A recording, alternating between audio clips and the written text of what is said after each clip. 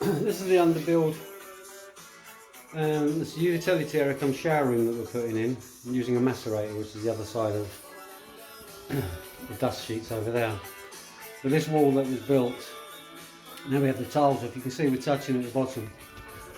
At the top, I'm using spacers that we have just to show as an example here on my own at the moment, hence why I'm using this step just to hold it for me.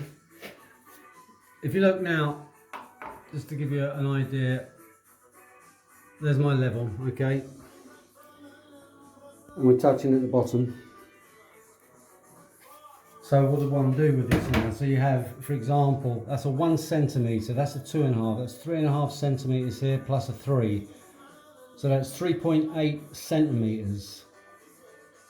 Because you can see the wall is actually bowed. Now, without packing that lot out or plasterboarding it, that's a lot to fill out, and that window's going to have to come out. But all added cost now if we have to put a straight wall in. You know, this is one of those things. Yeah, okay, I'll have to have a chat with the client just so they realise that we're actually tiling against an almost 4 centimetre out of line wall.